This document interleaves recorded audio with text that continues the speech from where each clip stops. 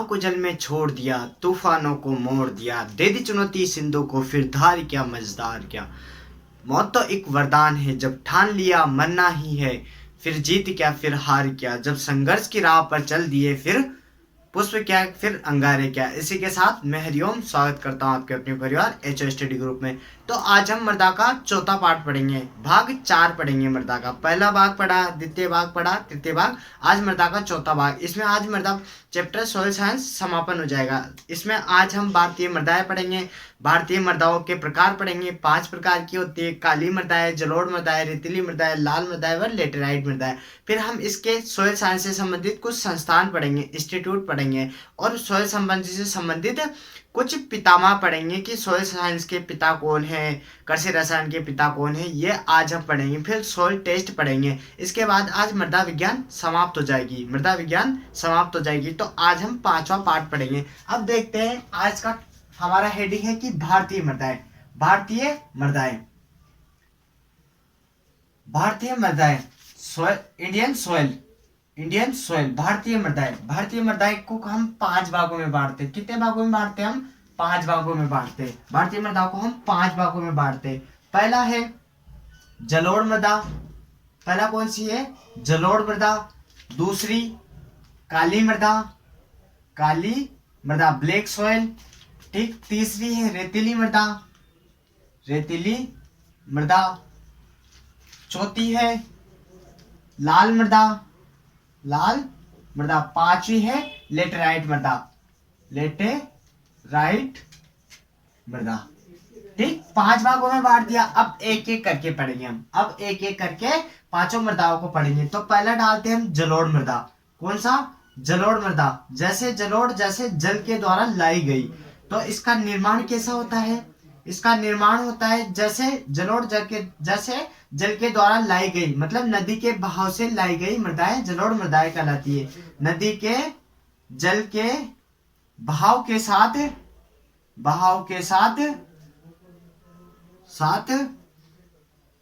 आई या एकत्रित हुई मृदाएं, आई हुई मृदाएं जलोढ़ मृदाएं कहलाती है। नदी के जल के बहाव के साथ लाई हुई मृदाएं क्या कहलाती है? जलोढ़ मृदाएं कहलाती है। इनका निर्माण हो गया। अब जलोढ़ मृदाएं कौन लाती है? नदियां लाती है। तो ये नवनिर्मित होती है, नई नहीं होती है। जलोढ़ मृदाएं नवनिर्मित होती है। तो नवनिर्मित मृदाएं कौन सी होती है? जलोढ़ होती है। इनमें मृदा परिच्छेदिका अनुपस्थित होता है। इनमें मृदा परिच्छेदिका अनुपस्थित होता है। कौन सी मृदाओं में मृदा परिच्छेदिका अनुपस्थित होता है? तो जलोढ़ मृदाओं में होता है, और मरुस्थलीय मृदाओं में भी मृदा परिच्छेदिका अनुपस्थित होता है। क्योंकि जिन मृदाओं में मृदा परिच्छेदिका अनुपस्थित होता है उन्हें रिगोसोल कहते हैं। रिगोलित किसे कहते हैं? तो A+B+C होरिजन को रिगोलित कहते हैं। ठीक है। नवनिर्मित होती है, यह उपजाऊ होती है, यह अधिक उपजाऊ होती है। जलोढ़ मृदाएं अधिक उपजाऊ होती है, अधिक उपजाऊ होती है। तो इनमें कौन सी खेती की जाती है? इनमें गेहूं, गन्ना वह चावल की खेती की जाती है। इनमें गेहूं गन्ना चावल की खेती की जाती है। मृदाएं नदी के जल के बहाव के द्वारा लाई गई मृदाएं नवनिर्मित होती है, मृदा परिच्छेदिका अनुपस्थित होती है, अधिक उपजाऊ होती है। यह मृदाएं का कौन सा ऑर्डर इसमें पाया जाता है? तो जलोढ़ मृदाओं में एंटीसोल ऑर्डर पाया जाता है। जलोढ़ मृदाओं में एंटीसोल ऑर्डर पाया जाता है। इन मृदाओं में कौन सा ऑर्डर पाया जाता है?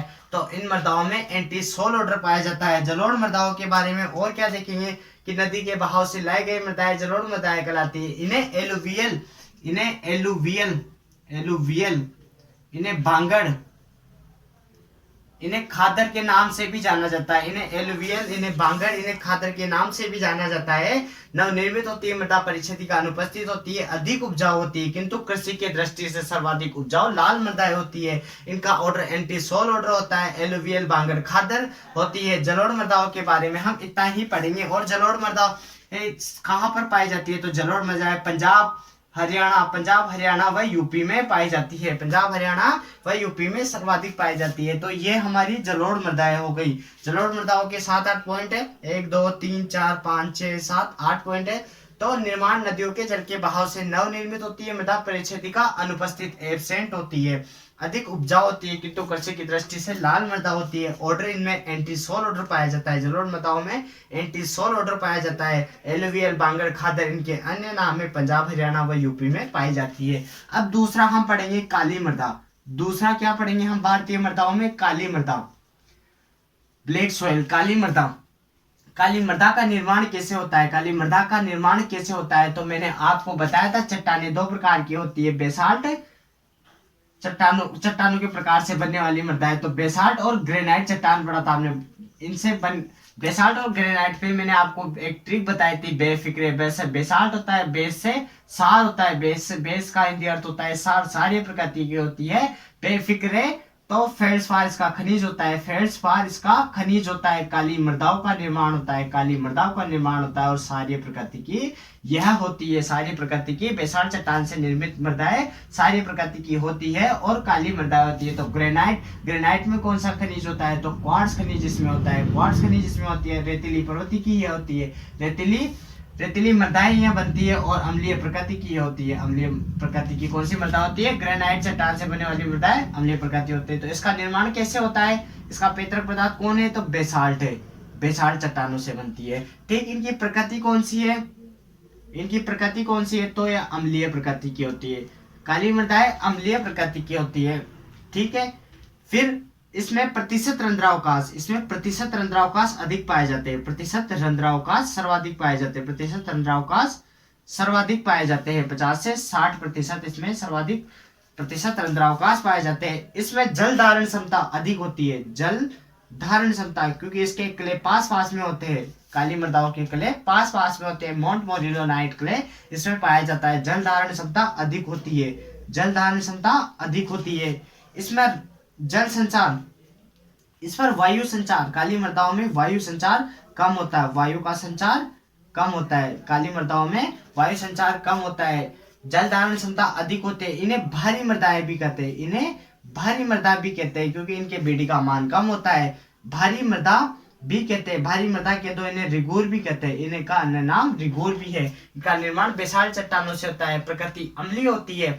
प्रतिशत रंध्रावकाश सर्वाधिक होता है। जल धारण क्षमता अधिक होता है। वायु का संचार कम होता है। भारी मृदाएं या रिगोर भी है। तो कपास की खेती काली मृदाओं में की जाती है। कपास की खेती काली मृदाओं में की जाती है और सर्वाधिक कपास महाराष्ट्र में बोया जाता है। सर्वाधिक कपास महाराष्ट्र में, तो महाराष्ट्र में काली मृदाएं भी अधिक पाई जाती है। तो कपास की खेती काली मृदाओं में होती है। तो इनका ऑर्डर देखते हैं। तो काली कौन सी कार होती है? BMW कार काली होती है, जो कि सबकी फेवरेट होती है। तो BMW कार कौन सी कलर की है? तो काली कलर की है। तो B का मतलब ब्लैक हो गया, B का मतलब ब्लैक हो गया। M का मतलब मोंट मोरिलोनाइट, मोंट मोरिलो नाइट, इसका क्ले हो गया। इसके क्ले का प्रकार कौन सा हो गया? मोंट मोरिलोनाइट हो गया। तो इसका ऑर्डर कौन सा हो गया? तो वर्टिसोल ऑर्डर किसे पाया जाता है? तो काली मृदाओं में वर्टिसोल ऑर्डर पाया जाता है। तो ये काली मृदा होगी। काली मृदा के 5-7 पॉइंट है, 1 2 3 4 5 6 7 8 पॉइंट है। तो ये नोट डाउन कर लो और इनको एक बार याद कर लो। मैं बता देता हूँ कि निर्माण बेसाल्ट चट्टान से होते हैं। पैतृक पदार्थ इसके बेसाल्ट है।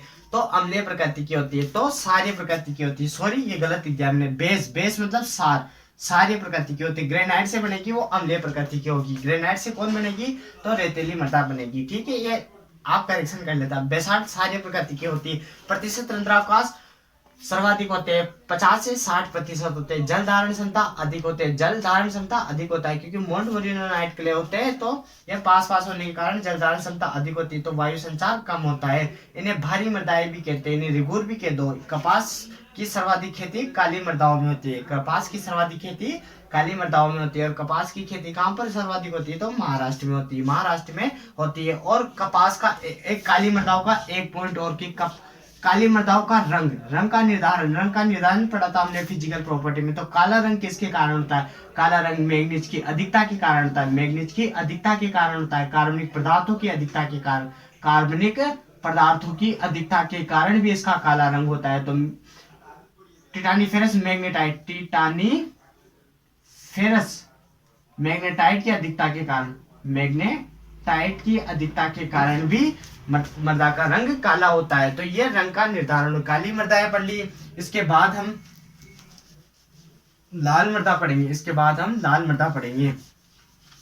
तीसरे नंबर पर पढ़ेंगे हम लाल मृदा। देखिए, काली मृदाओं का निर्माण विशाल चट्टान से होता है, क्षारीय प्रकृति की होती है, प्रतिशत रंध्रावकाश अधिक पाया जाता है, जल धारण क्षमता अधिक होती है, वायु संचार कम होता है, भारी मृदाएं या रिगोर भी इन्हें कह दो। कपास की काली मृदाएं फेमस होती है, BMW काली काली कार है, तो ब्लैक कलर की कार। मोंटमोरिलोनाइट क्ले पाया जाता है, तो ऑर्डर कौन सा पाया जाता है इनमें?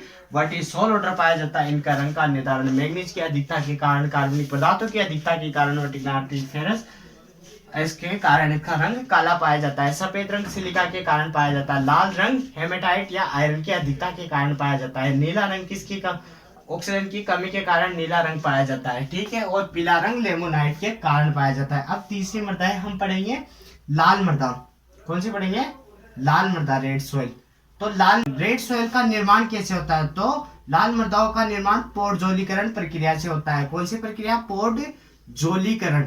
पोडजोलीकरण प्रक्रिया से लाल मृदाओं का निर्माण होता है। लाल मृदाओं का निर्माण कौन सी प्रक्रिया से होता है? पोडजोलीकरण से होता है। तो इनकी प्रकृति प्रकृति कैसी होती है? तो लाल मृदाओं की प्रकृति अम्लीय होती है। लाल मृदाओं की प्रकृति अम्लीय होती है। लाल रंग का निर्धारण कैसे होता है? लाल रंग का निर्धारण कैसे होता है? तो लाल रंग का निर्धारण आयरन की अधिकता, आयरन या हेमेटाइट की अधिकता के कारण, आयरन या हेमेटाइट की अधिकता के कारण इनका रंग लाल होता है। इनका रंग लाल होता है। तो लाल मृदाओं में कौन सा ऑर्डर पाया जाता है? तो लाल रंग किसका भी होता है? लाल रंग रक्त का भी लाल रंग होता है। किसका रंग?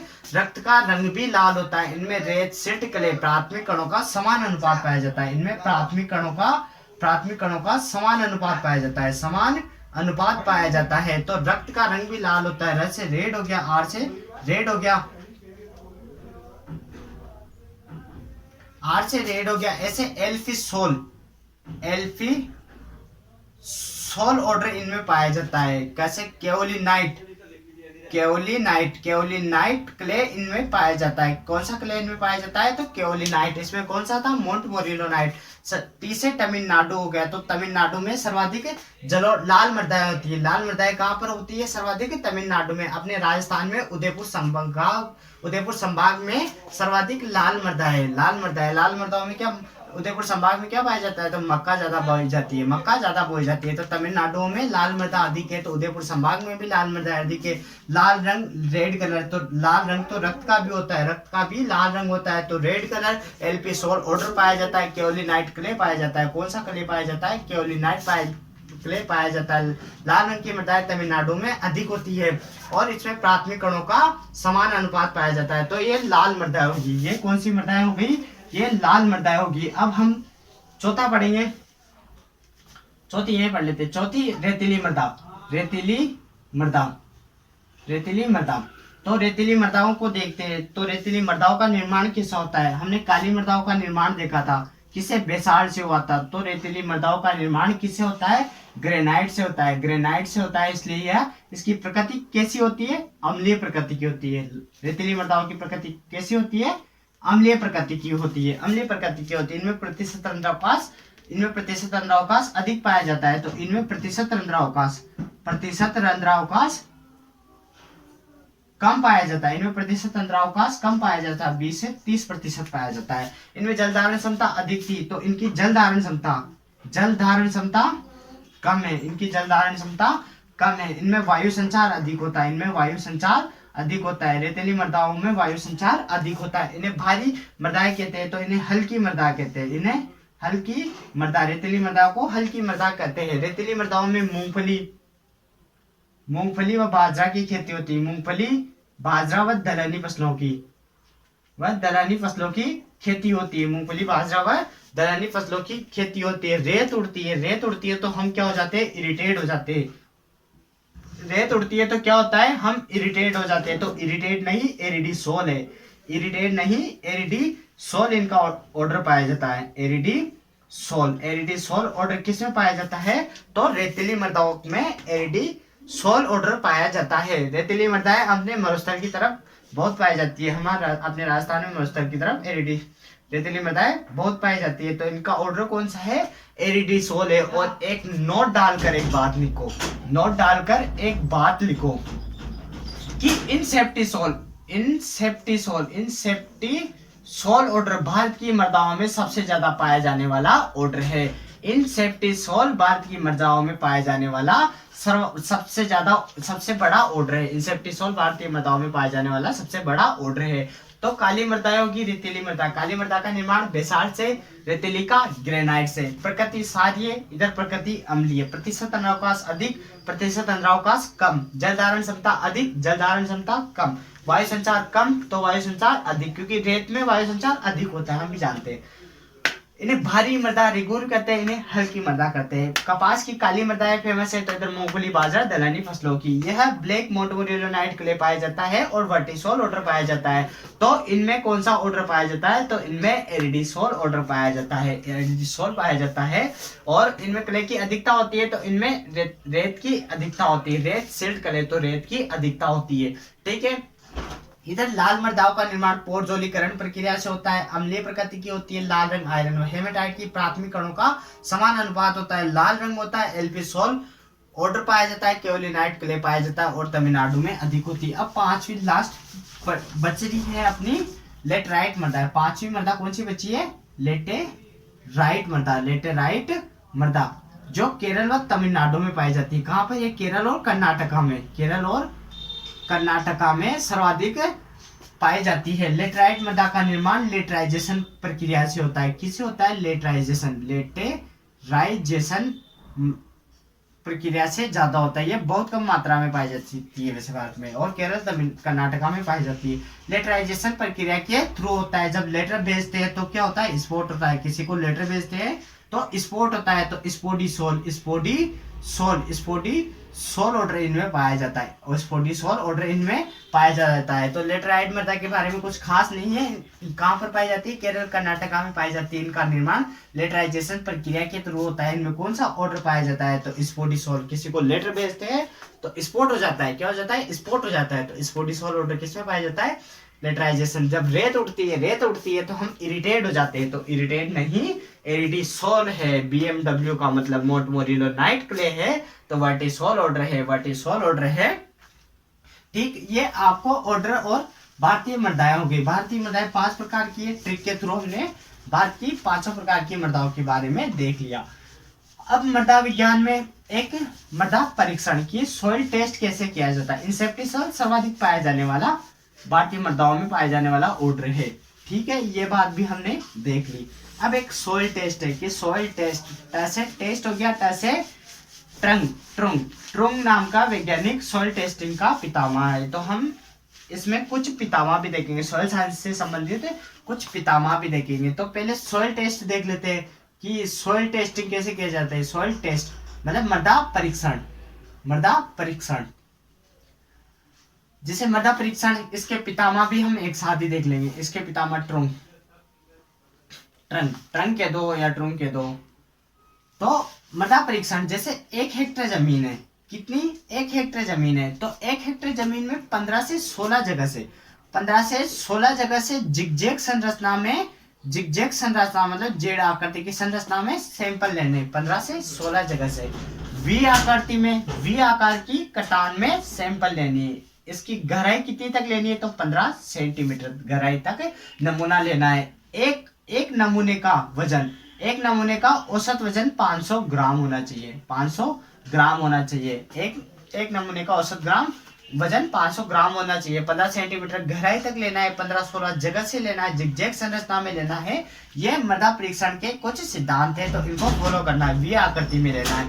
ठीक है, ये सॉइल टेस्टिंग हो गया। सॉइल टेस्टिंग फिर इनको लेकर इन नमूने 15-16 को लेकर सभी को बड़ा बारीक करके इन्हें मिलाकर ऐसे बना दिया जाता है। ऐसे एक गोल बना के फिर उसको ऐसे काट दो। तो एक बार ये हिस्सा ले लो, एक बार ये हिस्सा ले लो, और इस हिस्से को फेंक दो, इस हिस्से को फेंक दो। फिर ये दोनों हिस्सों को मिला लो। फिर वापस से वही बनाओ जहां तक मृदा बहुत कम न हो जाए, 100-200 ग्राम 500 ग्राम तक नहीं हो जाए, जहां तक ऐसे कर करके इन्हें अलग करते रहते हैं। तो मृदा परीक्षण ऐसे किया जाता है।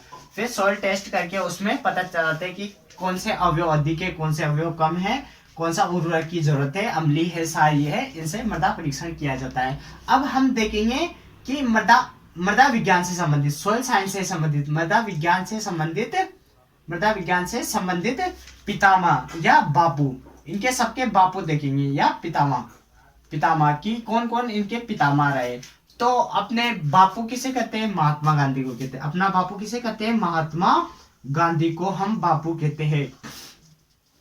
महात्मा गांधी का जन्म कब हुआ था, तो 2 अक्टूबर 1869 को इनका जन्म हुआ था। 1869 को इनका जन्म पोरबंदर गुजरात में हुआ था। पोरबंदर गुजरात में हुआ था। इनकी मृत्यु कब हुई थी, इनकी मृत्यु कब हुई थी, तो 30 जनवरी 1948 को नाथूराम गोडसे के द्वारा नई दिल्ली में इनको गोली मारकर इनकी हत्या कर दी गई। इनकी हत्या कर दी गई। महात्मा गांधी के पिता कौन थे, महात्मा गांधी के पिता करमचंद गांधी थे। करमचंद गांधी थे। इनकी माता कौन थी, तो हाड़ मास के पुतले जैसे दिखा करते थे गांधी जी। तो इनकी माता कौन थी, तो पुतला भाई थी। पुतला भाई थी। इनकी पत्नी कौन थी, इनकी पत्नी कौन थी, तो यह रोज शाम को कस्तूरी करते थे। तो इन्हें कस्तूरी मंजन कौन कराया करता था, तो कस्तूरा भाई इनको कस्तूरी मंजन कराया करती थी। महात्मा गांधी को कस्तूरा भाई कस्तूरी मंजन कराया करती। तो इनकी पत्नी कौन थी, कस्तूरा भाई थे। इनके 4 पुत्र थे। 2 लाल थे तो 2 दास थे। 2 लाल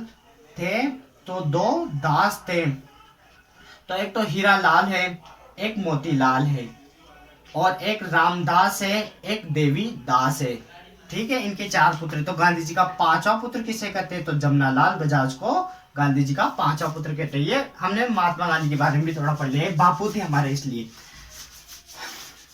अब हम मृदा विज्ञान से संबंधित बापू या पितामह पढ़ेंगे। ठीक है, तो हम देखते हैं। तो मृदा विज्ञान के पितामह किसे कहते हैं, मृदा विज्ञान के पितामह किसे कहते हैं, या फिर पेडोलॉजी के पिता, पेडोलॉजी के जनक कौन है, तो इन दोनों के जनक कौन है, वीवी डोकेचेव। डोक्यूचेव इनके पिता है। वीवी डोकेचेव मृदा विज्ञान के व पेडोलॉजी के जनक है।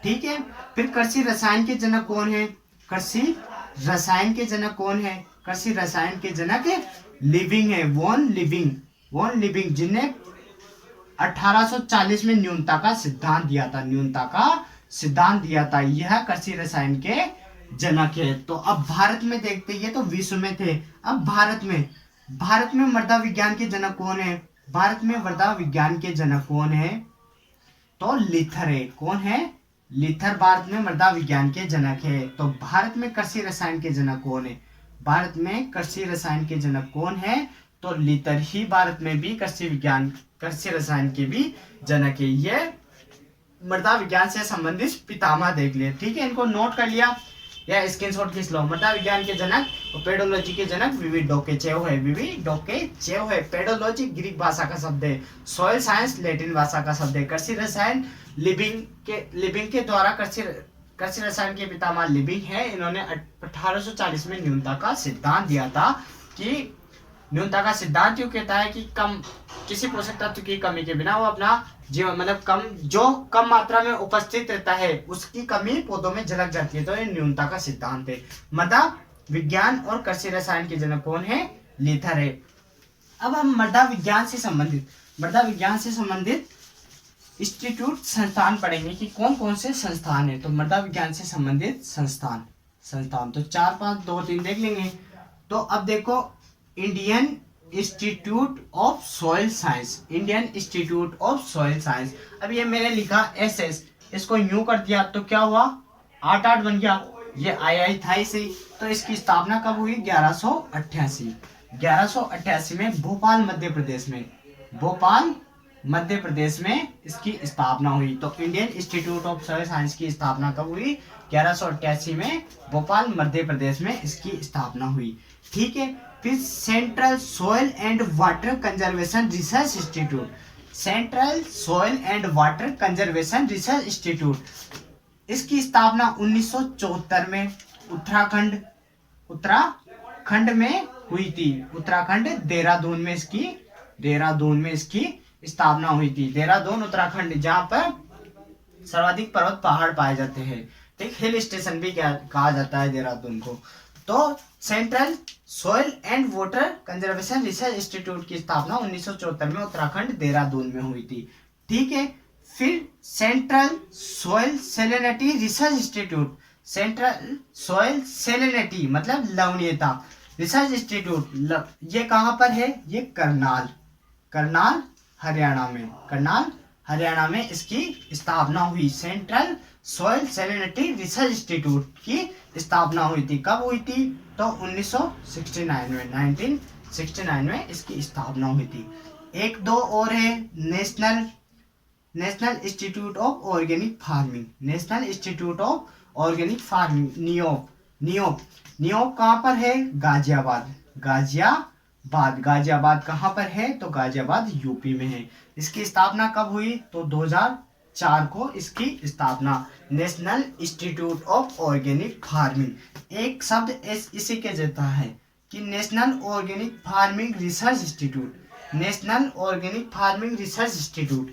इसकी स्थापना गंगटोक सिक्किम में हुई थी। कहां पर हुई थी? गंगटोक सिक्किम में, गंगटोक सिक्किम में इसकी स्थापना हुई थी। कब हुई थी? तो 2016 को इसकी हुई थी। नेशनल ऑर्गेनिक फार्मिंग मतलब कार्बनिक कृषि ऑर्गेनिक फार्मिंग रिसर्च इंस्टीट्यूट की स्थापना गंगटोक सिक्किम में हुई थी, 2016 में हुई थी। ठीक है, ये 4-5 संस्थान है। Indian institute of soil science की स्थापना 1188, ये किया 88 भोपाल मध्य प्रदेश में हुई थी। Central soil and water conservation research institute की स्थापना 1974 उत्तराखंड देहरादून में हुई थी। देहरादून को हिल स्टेशन भी कहते हैं, पर्वतों की नगरी भी देहरादून ही है, देहरादून ही है। और मृदा का निर्माण कैसे होता है? जैसे पर्वत पहाड़ होते वह छोटे छोटे कंकड़ों में टूटते हैं, फिर वह रेत या बारीक सिल्ट क्ले में टूट जाते हैं। और अच्छी मृदा किसे कहते हैं? जिनका आकार 2 mm से कम होता है, उन्हें अच्छी मृदा कहती है। ठीक है, मृदा त्रिविमीय संरचना होती है। फिर national Institute of Organic farming, यह गाजियाबाद यूपी में है। 2004 में इसकी स्थापना हुई। तो national organic farming of research institute की स्थापना गंगटोक सिक्किम में हुई थी, गंगटोक सिक्किम में हुई थी, और 2016 में इसकी स्थापना हुई थी। तो ये मृदा विज्ञान से संबंधित संस्थान हो गए, मृदा विज्ञान से संबंधित संस्थान हो गए। एक बार मैं बताता हूँ आपने कि पार्ट 1 में क्या पढ़ा था, पार्ट 2 में क्या पढ़ा था, पार्ट 3 या 4 में। देखो आज मृदा विज्ञान खत्म हो गई, मृदा विज्ञान खत्म हो गई। तो पार्ट 1, पार्ट 2, पार्ट 3 और पार्ट 4 में पहले में हमने पढ़ा था सोइल की उत्पत्ति लैटिन भाषा के शब्द सोलम से हुई है, अर्थ होता है फर्श या फ्लोर। इसकी मृदा विज्ञान की परिभाषा पढ़ी थी। मृदा विज्ञान की 2 शाखाएं पढ़ी थी, पेडोलॉजी, इडेफोलॉजी पढ़ी थी। पेडोलॉजी मृदा की उत्पत्ति व वर्गीकरण का अध्ययन है, तो इडेफोलॉजी मृदा की उत्पत्ति व वर्गीकरण का अध्ययन पौधों या पादपों के संदर्भ में। पेडोलॉजी, इडेफोलॉजी फिर मृदा के अवयव पढ़े थे, मृदा के अवयव पढ़े थे। तो हमने पढ़ा था 25% जल, 25 वायु, 25 जल, 25 वायु, 5% कार्बनिक पदार्थ और 45% खनिज लवण पढ़े थे। उनके बारे में हमने विस्तार से पढ़ा था, फिर हमने मृदा परिच्छेदिका पढ़ी थी। फिर पार्ट 2 में हमने मृदा के भौतिक दशाएं, जैविक दशाएं व रासायनिक दशाएं पढ़ी थी। मृदा की भौतिक, जैविक व रासायनिक दशाएं पढ़ी थी। रासायनिक में हमने पीएच वगैरह पढ़े थे, पीएच पढ़ा था हमने। जैविक में फफूंद, जीवाणु, कवक, एक्टिनोमाइसीट्स, लाइकेन, सेवाल ये पढ़े थे। फिर हमने भौतिक दशाओं में मृदा कणाकार संरचना, विन्यास, सॉइल हेल्थ कार्ड, मृदा रंग, इनके बारे में हमने पढ़ा था। फिर हमने प्रॉब्लमेटिक सॉइल किसमें पढ़ी थी? पार्ट 3 में पढ़ी थी। भारत की समस्याग्रस्त मृदाएं, लवणीय सारी मृदाएं, लवणीय मृदाएं, सारी मृदाएं, अम्लीय मृदाएं, ये हमने पार्ट 3 में विस्तार से पढ़ा था। हम पार्ट 4 में क्या पढ़ा था कि भारत की मृदाओं को 5 भागों में बांटा गया, उनको विस्तार से पढ़ा। काली मृदा, जलोढ़ मृदा, रेतीली मृदा, लाल मृदा व लेटराइट मृदा, इनको विस्तार से पढ़ा। फिर मृदा विज्ञान से संबंधित हमने इनके पितामह पढ़े, फिर हमने संस्थान पढ़े। तो ये मृदा विज्ञान, फिर सॉइल टेस्टिंग पढ़ी। मृदा विज्ञान आज खत्म हो चुका है और इसकी एक मैराथन क्लास भी मैं बाद में एक साथ डाल दूंगा ताकि पूरा सोशल साइंस का एक साथ हो जाएगा। तो इसी के साथ अब लाइक शेयर सब्सक्राइब और कमेंट हमेशा करते रहे ताकि इससे मेरा हौसला बढ़ेगा और मैं भी पढ़ूंगा और आपको भी पढ़ाऊंगा। तो इसी के साथ आप हमसे जुड़े रहे और हमारा साथ दें। धन्यवाद।